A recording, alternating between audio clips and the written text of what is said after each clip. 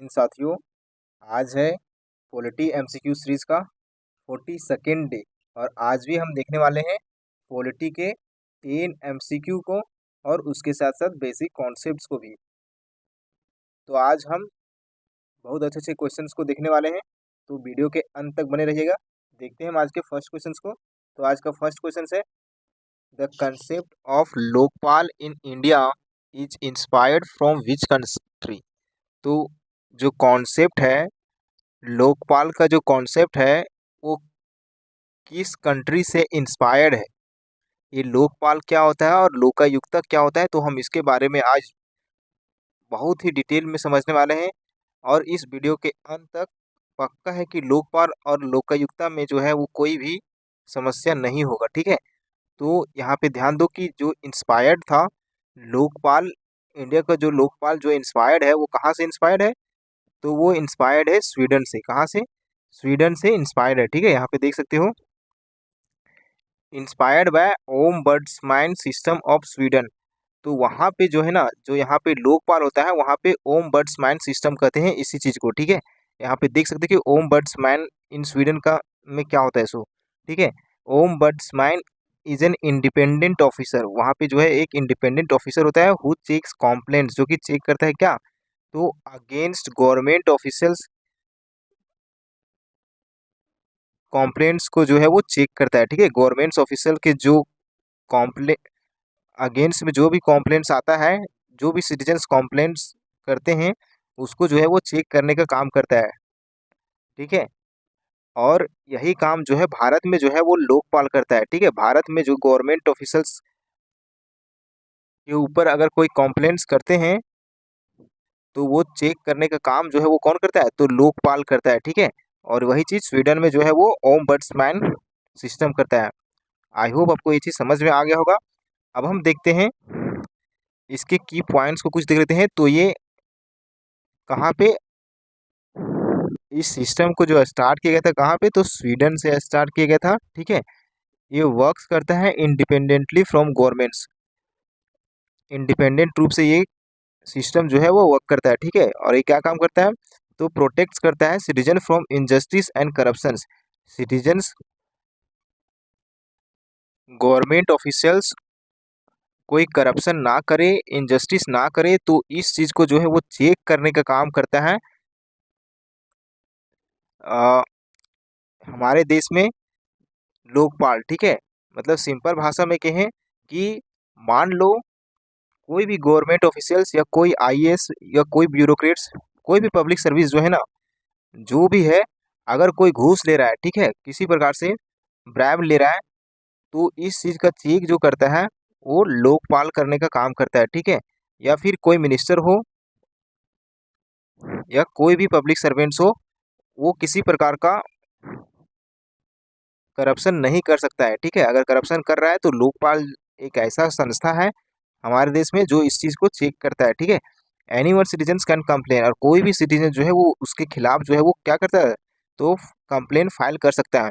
अब देखो यहाँ पे कुछ चीज़ें हम देखते हैं कि हमारी कंट्री में जो है वो किस किस चीज़ को बोरो किया गया है, और इससे रिलेटेड कुछ मोस्ट इंपॉर्टेंट पॉइंट्स को देख लेते हैं। तो देखो, the constitution of India is called, Bharat के कॉन्स्टिट्यूशन को क्या कहा जाता है, तो बैग ऑफ बोरोइंग्स भी कहा जाता है, क्योंकि हमने जो है वो कई देशों से जो है ना वो कई चीज़ों को लिया है, तब जाकर के हम अपनी कॉन्स्टिट्यूशंस में, हमारा संविधान में जो है कई चीज़ों को ऐड किए हैं दूसरे देश की चीज़ों का, ठीक है। और कई चीज़ जो है वो इंस्पायर्ड है, यानी कि वहाँ के संविधान को पढ़ करके हम अपने हिसाब से यहाँ पे लिख करके फिर उसको अपने हिसाब से यहाँ पे अपने संविधान में लिखे हैं, ठीक है। तो उसको हम बोलते हैं क्या, इंस्पायर्ड। तो यहाँ पे देखो, भारत का संविधान को क्या कहा था, तो बैग ऑफ बोरोइंग्स भी कहा जाता था, because it has taken many features from different countries, क्योंकि कई सारे फीचर्स जो है वो अलग अलग कंट्री से लिए गए हैं, ठीक है। यहाँ पे देख सकते हो कि क्या क्या चीज़ जो है वो बोरो किया गया है हमारे कंट्री में। तो borrowed features, they are clearly adopted features, ये फीचर्स जो है वो डायरेक्टली रूप से जो है ना वो एडोप्ट किया गया हमारे संविधान में। जैसे देख सकते हो कई सारे कंट्रीज़ के नाम जहाँ से हम अपने संविधान में इस चीज़ को ऐड किए हैं, जैसे देख सकते हो यूनाइटेड किंगडम से क्वेश्चंस यहाँ से बनता है, कोई भी एग्जाम्स हो, ठीक है, यहाँ से क्वेश्चंस पक्का बनता है, ठीक है। तो यूनाइटेड किंगडम से हमने क्या लिया था, तो पार्लियामेंट्री सिस्टम्स को लिया था, ठीक है, डायरेक्टली वहां से हम उठा के लाए हैं पार्लियामेंट्री सिस्टम को, वहां का हमारे संविधान जो बनाने वाले थे वहां के संविधान को पढ़े, उसके बाद जो है वो हमारे देश में इस चीज को जो है वो इम्प्लीमेंट किए हैं, अपने संविधान में जो लिखे हैं, ठीक है। तो पार्लियामेंट्री सिस्टम्स को हम वहां से लिए हैं, कहाँ से, तो यूके से। रूल ऑफ लॉ को लिए हैं, कैबिनेट सिस्टम जो आज है उस चीज को हम यूके से लिए हैं, इस बात को ध्यान रखना। और यूएसए से फंडामेंटल राइट्स को लिए हैं और जुडिशियल रिव्यू को। देन देख सकते हो आयरलैंड से, तो आयरलैंड से हम directive principles of state policy को लिए हैं।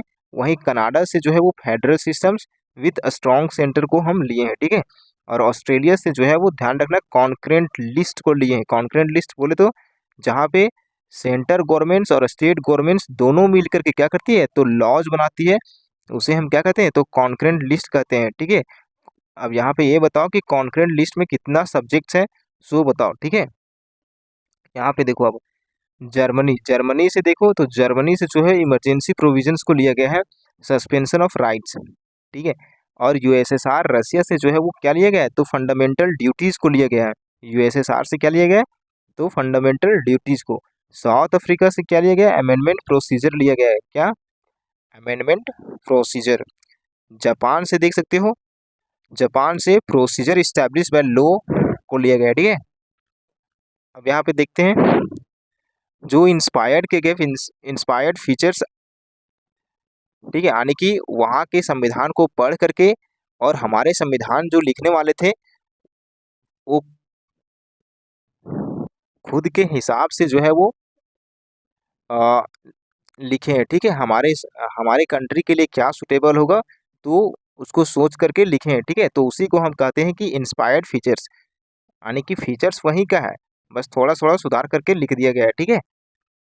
तो वैसे में देख सकते हो क्या क्या लिया गया है, तो फ्रांस से जैसे देख सकते हो आइडियल्स ऑफ लिबर्टी को लिया गया है, इक्वालिटी को, फ्रेटर्निटी को लिया गया है, ठीक है।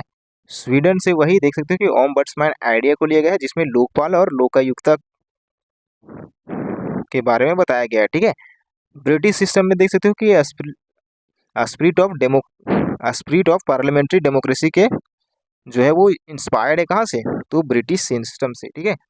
और यूएसए से देख सकते हो कि यूएसए से जो है वो concept of democracy and rights inspired है, not exact copy all aspects, okay. तो इन सब चीज़ों को याद रखना, ये सब चीज़ें लिखोगे 2-3 बार तो खुद ही याद हो जाएगा। और ये क्वेश्चन जो है वो एग्जाम में आता है, तो इसको नॉर्मल वे में नहीं लेना है, ठीक है, इसको दिमाग में रखना है। अब हम देखते हैं आज के सेकेंड क्वेश्चंस को। अब सेकेंड क्वेश्चंस को देखते हैं, तो सेकेंड क्वेश्चन है लोकपाल एंड लोकायुक्ता एक्ट जो है वो हमारे देश में पास हुआ था, वो कब हुआ था, ठीक है। तो लोकपाल और लोकायुक्ता का जो एक्ट पास हुआ था पार्लियामेंट से, वो पास हुआ था कब, तो ये फैक्चुअल बेस्ड है, तो ध्यान रखो ये पास हुआ था 2013 में, इस बात का ध्यान रखना कब हुआ था, 2013 में जो है वो एक्ट पास हुआ था, ठीक है। और यहाँ पे देखो इसका राइट आंसर जो हो जाएगा वो 2013। The Lokpal and Lokayukta act जो है वो 2013 में इस्टेब्लिश किया गया था एंटी करप्शन बॉडीज, ठीक है। देखो यहाँ पे समझने वाली बात है कि सेंट्रल लेवल पे ये काम जो करता है ना, यानी कि गवर्नमेंट ऑफिसर्स का जो करप्शन को देखने का जो काम करता है सेंट्रल लेवल पे, कहाँ पे, केंद्र सरकार लेवल पे जो है वो, यानी केंद्र सरकार लेवल पे जो भी ऑफिसर्स होते हैं अगर वो करप्शंस कर रहे हैं किसी प्रकार से, तो उसको जो देखने का काम करता है वो हमारे देश में कौन करता है, तो लोकपाल करता है, ठीक है। वहीं पे स्टेट लेवल पे जो काम करता है इसको देखने का, वो लोकायुक्ता करता है, कौन करता है, लोकायुक्ता। स्टेट लेवल पे कोई भी मान लो कि बीडीओ हो गया, सीओ हो गया, जो भी गवर्नमेंट ऑफिसर्स होते हैं वो अगर करप्शंस कर रहे हैं तो लोकायुक्ता जो है वो इसको देखने का काम करता है, और इसके खिलाफ जो है वो कोई भी सिटीजन जो है ना वो कंप्लेन कर सकता है, ठीक है। और ये जो फोर्स हुआ था, जो हमारे देश में लागू हुआ था, लोकपाल और लोकायुक्ता 2014 में लागू हुआ था, और एक्ट जो पास हुआ था 2013 में पास हुआ था, ठीक है। तो इस बात को ध्यान रखना, क्वेश्चंस आएंगे तो फंसना नहीं है, ठीक है। तो आप देखते हैं हम लोकपाल क्या होता है। तो लोकपाल क्या होता है अभी बता चुके हैं कि लोकपाल जो है वो एंटी करप्शन अथॉरिटी है, यानी करप्शन को रोकने का काम करता है एट द नेशनल लेवल, यानी कि राष्ट्रीय जो जो भी ब्यूरोक्रेट्स या कोई भी एमपी जो सेंट्रल लेवल से डायरेक्ट जुड़े होते हैं, तो उसको जो करप्शन को देखने का काम करता है वो लोकपाल करता है हमारे देश में, ठीक है। Level that investigates complaints against government officials. अब हम देखते हैं इसकी पर्पस, इसका पर्पस क्या है। तो इसका पर्पस है to investigate corruption cases, corruption cases के ऊपर जो है वो इन्वेस्टिगेट करने का काम करता है। जैसे देख सकते हैं कि प्राइम मिनिस्टर अगर कोई मान लो कोई करप्शन कर रहा है, ठीक है, तो वहाँ पे इसको देखने का काम करता है लोकपाल, ठीक है। उसी प्रकार से यूनियन मिनिस्टर्स अगर किसी प्रकार का करप्शन कर रहा है तो वहाँ पे भी जो है वो लोकपाल इस चीज़ को देखने का काम करता है। मेंबर्स ऑफ पार्लियामेंट यानी एमपी, ये सब क्या है, तो ये सेंट्रल गवर्नमेंट्स के अंडर आते हैं, और सेंट्रल गवर्नमेंट्स के अंडर जो आते हैं वहाँ पे लोकपाल जो है वो इसको देखने का काम करते हैं। सेंट्रल गवर्नमेंट ऑफिशियल्स, तो ये सब जो है वो इनके खिलाफ जो है वो करप्शन को देखा जाता है लोकपाल के द्वारा, ठीक है। अब देख सकते हैं कि लोकायुक्त के बारे में। तो लोकायुक्त क्या होता है, लोकायुक्त जो है वो ये भी एंटी करप्शन अथॉरिटी है, लेकिन ये स्टेट लेवल पे काम करते हैं। कहाँ पे, तो स्टेट लेवल पे काम करता है। That investigates complaints against the state government officers, यानी स्टेट गवर्नमेंट के अंडर जितने भी मान लो एमएलए होते हैं, ठीक है, स्टेट गवर्नमेंट में क्या होता है, तो एमएलए होते हैं जिसे हम विधायक बोलते हैं। अगर मान लो कोई कोई विधायक करप्शन कर रहा है तो उसको देखने का काम जो करता है वो कौन करता है, तो लोकायुक्त करता है, ठीक है। तो इस बात को ध्यान रखना कि ये सेंट्रल लेवल पे लोकपाल करता है इस काम को, और स्टेट लेवल पे लोकायुक्त करता है। इसका पर्पस देख सकते हो कि इसका पर्पस क्या होता है, तो उसी प्रकार से टू इन्वेस्टिगेट करप्शन अगेंस्ट, तो करप्शन देखने का काम करता है किसके, चीफ मिनिस्टर्स का, स्टेट स्टेट मिनिस्टर्स का, स्टेट गवर्नमेंट ऑफिसर्स का करप्शन देखने का काम करता है, ठीक है। अब हम देखते हैं इसका ओरिजिन ऑफ कॉन्सेप्ट। तो ये ओरिजिन के बारे में हम बता चुके हैं कि ओरिजिन जो कॉन्सेप्ट हुआ था वो कहाँ से हुआ था ओरिजिन, तो ये इंस्पायर किया गया था ओम बर्ड्समैन सिस्टम से, स्वीडन के ओम बर्ड्समैन सिस्टम से जो है वो इंस्पायर किया गया था, ठीक है। ये रिकमांड किया गया था बाय के संथनाम कमिटी, के संथनाम कमिटी से जो है वो क्या ये रिकमांडेड किया गया था। तो इस कमिटी का नाम ध्यान में रखना कि इस कमिटी से जो है वो रिकमांडेड किया गया था, तब जाकर के इस एक्ट को जो है वो पास किया गया था, ठीक है। लीगल बेसिस अगर हम देखें तो establish under Lokpal and Lokayukta act के द्वारा 2013 में जो है वो इसको पास किया गया था पार्लियामेंट से, ठीक है। अच्छा, पार्लियामेंट में किसी चीज़ को अमेंडमेंट करना है तो हमारे संविधान में किस आर्टिकल में बताया गया है, ये बताओ, किस आर्टिकल में पार्लियामेंट का अमेंडमेंट का पावर के बारे में बताया गया है, ठीक है। आई होप आपको ये चीज़ समझ में आ गया होगा। अब हम देखते हैं इसके अपॉइंटमेंट को। हम इससे रिलेटेड हम आगे बहुत सारे क्वेश्चंस देखने वाले हैं, ठीक है। तो हम अभी जो पढ़ा रहे हैं इसी से रिलेटेड हम क्वेश्चंस को देंगे, तो इस बात का ध्यान रखना, छोटे छोटे पॉइंट्स को भूलना नहीं है, ठीक है। जैसे देख सकते हो लोकपाल से रिलेटेड हम देखते हैं अपॉइंटेड, इसको अपॉइंट जो किया जाता है तो प्रेसिडेंट ऑफ इंडिया के द्वारा लोकपाल को अपॉइंट किया जाता है, किसके द्वारा, तो प्रेसिडेंट ऑफ इंडिया के द्वारा। ऑन द रिकमेंडेशन ऑफ, तो एक सिलेक्शन कमिटी होता है, क्या होता है, तो सिलेक्शन कमिटी होता है जिसके द्वारा जो है लोकपाल को अपॉइंट किया जाता है। अब लोकपाल में कितने सारे मेंबर्स होते हैं हम उसको भी आगे बताएंगे, ठीक है। अभी ध्यान रखो कि इसको अपॉइंट जो किया जाता है वो किसके द्वारा, तो एक सिलेक्शन कमिटी होता है।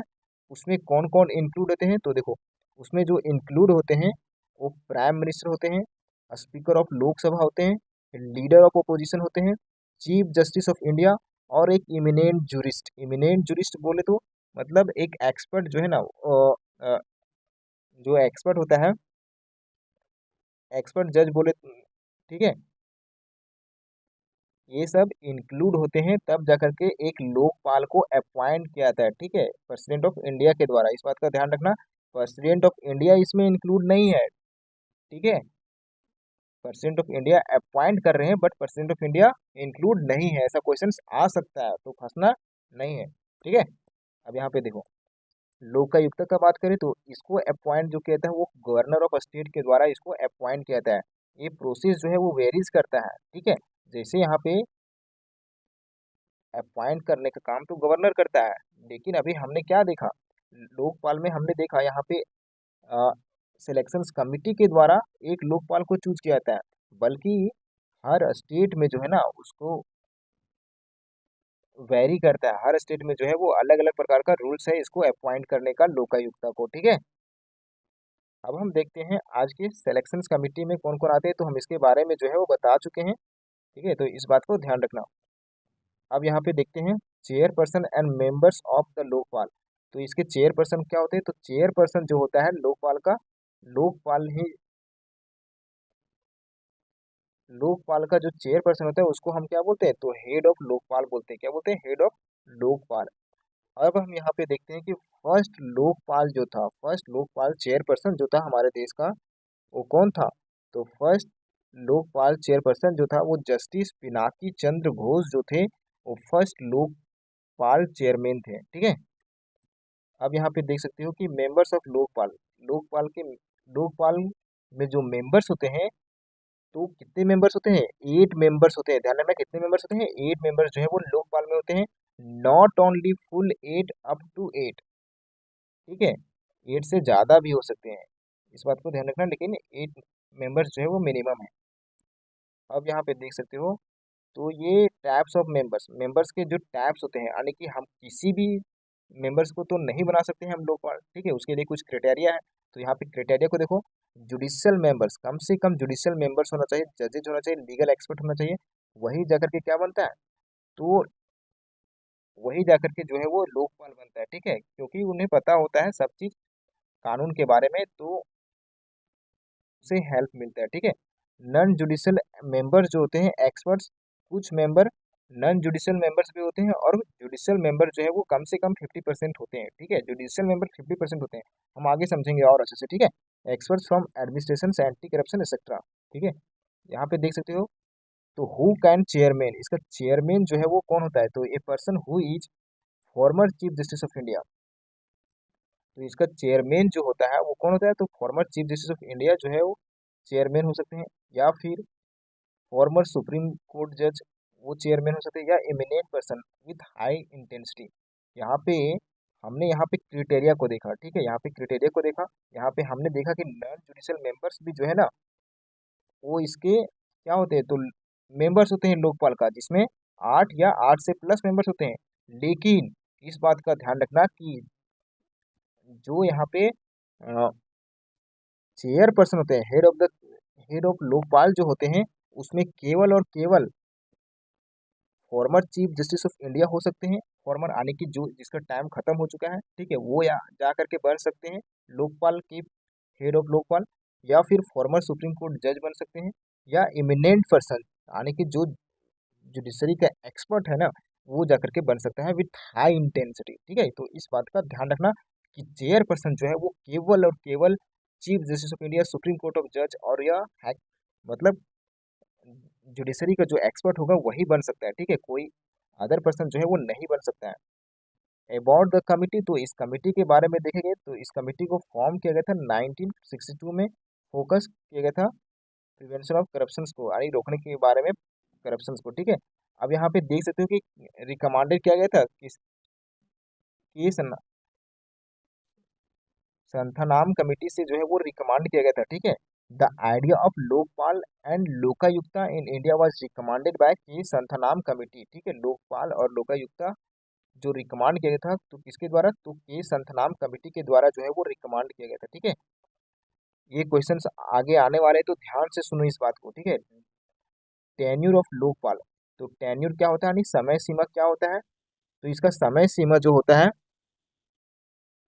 The chairperson and members of Lokpal hold office, या तो 5 साल तक ऑफिस होल्ड कर सकते हैं। ठीक है, और टीन एज 70 साल तक जो है वो ऑफिस में रह सकते हैं। ठीक है, 5 साल तक टेन्यूर जो होता है 5 साल तक, या फिर 70 साल तक जो है वो होल्ड करके रह सकते हैं लोकपाल। ठीक है, वहीं पे जनरली लोकायुक्ता का बात करें अगर, तो लोकायुक्ता का जो टेन्यूर होता है वो भी जो है वो 5 साल और अप टू 65 से 70 साल होता है। ठीक है, ये भी डिपेंड करता है कि स्टेट लॉ किस तरीका है, तो इस चीज़ पे डिपेंड करता है, ठीक है। अब हम देखते हैं नेक्स्ट क्वेश्चन, जो कि सारे क्वेश्चन अभी बताए हम उसी चीज़ से रिलेटेड होगा, ठीक है। तो थर्ड क्वेश्चन को देखते हैं, what is the maximum number of Lokpal. तो मैक्सिमम नंबर ऑफ लोकपाल कितने होते हैं, अभी हम बता चुके हैं कि कम से कम कितना होना चाहिए, तो 8 मेंबर्स कम से कम होना चाहिए, ठीक है। मैक्सिमम नंबर कितना होना चाहिए, 8 नंबर जो है वो लोकपाल में होना चाहिए कम से कम, ठीक है। हु अपॉइंट्स द लोकपाल, तो अपॉइंट्स कौन करता है लोकपाल को, अभी हमने बताया क्या। तो अपॉइंट्स करने का काम जो है वो सिलेक्शन कमेटी का होता है, प्राइम मिनिस्टर का, पार्लियामेंट का या प्रेसिडेंट एलोन का। तो अपॉइंट जो किया जाता है वो किसके द्वारा अपॉइंट किया जाता है, तो प्रेसिडेंट ऑफ इंडिया के द्वारा जो है वो इसको अपॉइंट किया जाता है, इसलिए ऑप्शन नंबर ई जो है इसका राइट आंसर हो जाएगा। अब हम देखते हैं यहाँ पे नेक्स्ट क्वेश्चन को, जो कि फर्स्ट लोकपाल ऑफ इंडिया के बारे में बताया गया। First Lokpal of India was, तो फर्स्ट लोकपाल ऑफ इंडिया कौन था, तो हम इसके बारे में बता चुके हैं कि फर्स्ट लोकपाल ऑफ इंडिया जो थे वो जस्टिस पिनाकी चंद्र घोष जो थे वो फर्स्ट लोकपाल ऑफ इंडिया थे, ठीक है। अब हम देखते हैं, तो इसके बारे में अपॉइंट कब किया गया था, 2019 में फर्स्ट लोकपाल ऑफ इंडिया का जो है वो अपॉइंट किया गया था, जो कि फॉर्मर सुप्रीम कोर्ट के जज थे, तो इस बात को ध्यान रखना। अब हम देखते हैं नेक्स्ट क्वेश्चन, जो कि सिक्स क्वेश्चन है, which movement led to a strong demand for Lokpal. तो कौन सा मोमेंट जो है ना, कौन सा मोमेंट जो था वो स्ट्रॉन्ग डिमांड कर रहा था लोकपाल के, लोकपाल से रिलेटेड जो कौन सा मोमेंट में डिमांड के बारे में बताया गया था, तो इसका जो राइट आंसर हो जाएगा,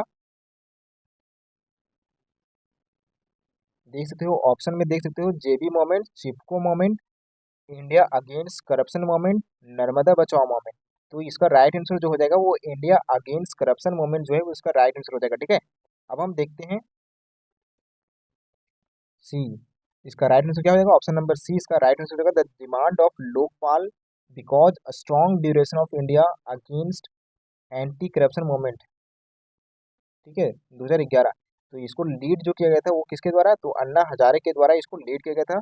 this movement pressure the government to pass the Lokpal and Lokayukta act 2013, और ये इस मोमेंट के प्रेशर में जो है वो पास किया गया था लोकपाल और लोकायुक्ता एक्ट को 2013 में, ठीक है। अब हम देखते हैं नेक्स्ट, जो कि लोकपाल कैन इन्वेस्टिगेट, लोकपाल जो है वो इन्वेस्टिगेट कर सकता है, तो किसको, किसको इन्वेस्टिगेट कर सकता है, ओनली मिनिस्टर्स को, ओनली एमपी को, ऑल ऑफिसर्स को, या फिर ऑल पब्लिक सर्वेंट्स को। तो क्या हो जाएगा, ऑल पब्लिक सर्वेंट्स को जो है, आने की ऑल पब्लिक सर्वेंट्स में मिनिस्टर्स भी आए थे, एमपी भी आए थे, और ओनली ऑफिसर्स भी जो है वो सारे जो है वो इंक्लूड हो जाते हैं, जो भी गवर्नमेंट के अंडर आते हैं, ठीक है। तो ये सब जो है वो इन्वेस्टिगेट किया जा सकते हैं, ठीक है, लोकपाल के अंदर। अब हम देखते हैं नेक्स्ट क्वेश्चन, जो कि who can file complain to Lokpal. तो कौन फाइल कर सकता है कॉम्प्लेन, कॉम्प्लेन जो फाइल कर सकता है वो कौन कर सकता है, ओनली मिनिस्टर्स, क्या मिनिस्टर्स कॉम्प्लेन फाइल करते हैं क्या, नो, ओनली एमपीज, ओनली जजेज, या एनी सिटीजन। तो कोई भी सिटीजन जो है वो इस कॉम्प्लेन को फाइल कर सकते हैं अगेंस्ट पब्लिक सर्वेंट्स, ठीक है।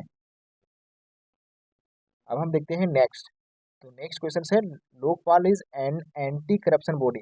तो लोकपाल जो है वो एक एंटी करप्शन बॉडी है, क्या स्टेट लेवल का है, लोकपाल क्या स्टेट लेवल का है क्या, नहीं, स्टेट लेवल का क्या है, तो लोकायुक्ता है, डिस्ट्रिक्ट लेवल पे तो है ही नहीं, सेंट्रल लेवल का है क्या, तो ये सेंट्रल लेवल का है, ठीक है। अब हम नेक्स्ट क्वेश्चन देखते हैं, जो कि लोकायुक्ता वर्क्स एट, लोकायुक्ता जो है वो वर्क्स करता है क्या,